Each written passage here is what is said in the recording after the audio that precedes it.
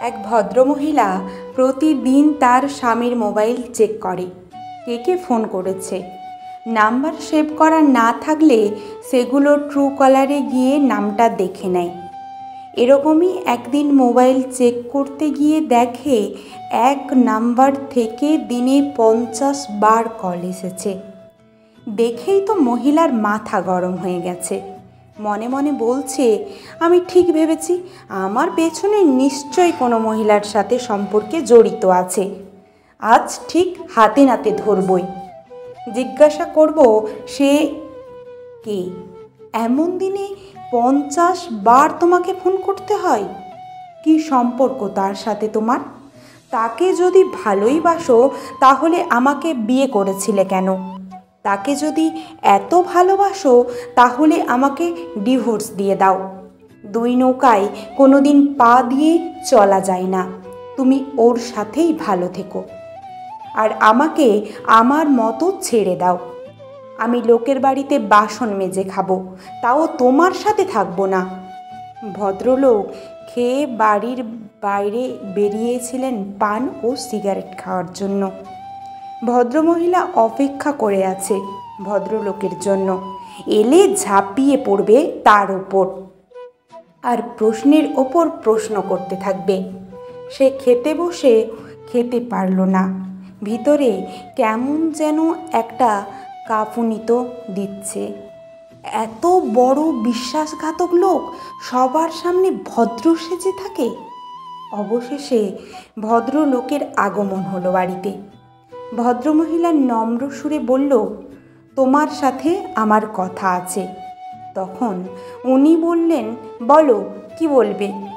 তখন ভদ্রমহিলা বলল, তুমি যদি অন্য কাউকে ভালোবাসো বা তোমার জীবনে অন্য কেউ এসেছে তাহলে তুমি আমাকে ডিভোর্স দিতে পারো। ভদ্রলোক এই কথা শুনে বেজায় রেগে গেলেন। কী সব উল্টোপাল্টা বলছো? তোমার কি ভীমরতি হয়েছে? তখন ভদ্রমহিলা বললেন, ভীমরতি আমার ধরেছে না তোমার ধরেছে? এই বুড়ো বয়সে কারো সাথে প্রেম করতে লজ্জা লাগে না? দুদিন পর মেয়েকে বিয়ে দিতে হবে। এই বদনাম যদি ছড়িয়ে যায়, পারবে মেয়ের বিয়ে দিতে? ভদ্রলোক আরও রেগে গেলেন। বললেন, তুমি কি বলতে চাইছো বলো তো? তুমি কি ক্ষেপে গেছো? তখন ভদ্রমহিলা বললেন, না, ক্ষেপিনি, তবে ক্ষেপে যাব এবার। মা বাবার ঝগড়া শুনে পাশের রুম থেকে ওনাদের মেয়ে এসে বলল, কি হচ্ছে তোমাদের এসব?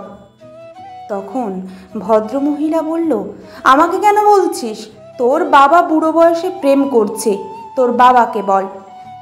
তাদের মেয়ে তার বাবার দিকে তাকালে ভদ্রলোক বলে উঠলেন, তোর মায়ের মাথা গরম হয়ে গেছে, তাই উল্টোপাল্টা বকছে। কে জানি কে এইসব মাথায় ঢুকিয়েছে। তখন ভদ্রমহিলা বললেন, আমার মাথায় কেউ ঢোকায়নি, আমার কাছে সব প্রমাণ আছে, স্ক্রিনশট নিয়ে রেখেছি।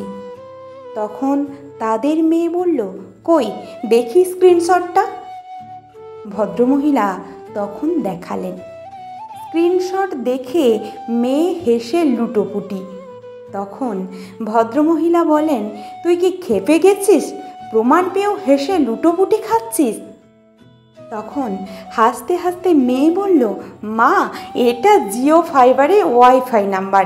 তুমি বাবাকে 50 বার কল করেছ, ওটা বাবা সেভ করে রাখেনি।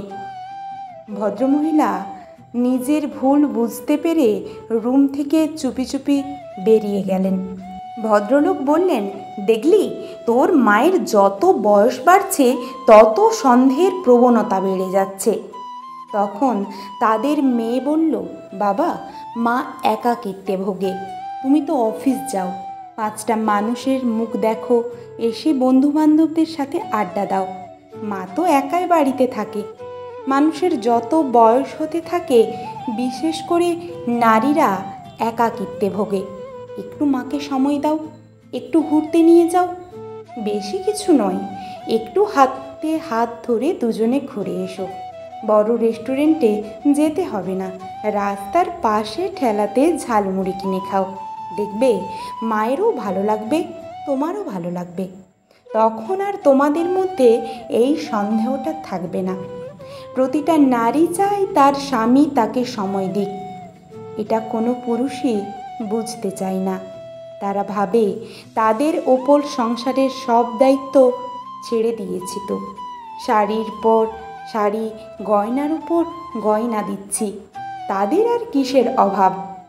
তাদের অভাব এক সঙ্গীর, যার সাথে দুটো মনের কথা বলবে, যার সাথে একটু সময় কাটাবে। প্রতিটা মহিলা শাড়ি গয়না চায় না, চাই তাদের স্বামীর কাছ থেকে একটুকু সময়, যেটা অনেক পুরুষই দিতে চায় না। ভদ্রলোক চুপচাপ কথাগুলো শুনলেন। সব কথা শোনার পর বললেন, তুই কবে এত বড় হয়ে গেছিস? বুঝতেই পারিনি। জীবনের সত্যিটা তুই আমার চোখের সামনে তুলে ধরলি। এরপর থেকে তোর মাকে আমার সাধ্যমতো সময় দেওয়ার চেষ্টা করব।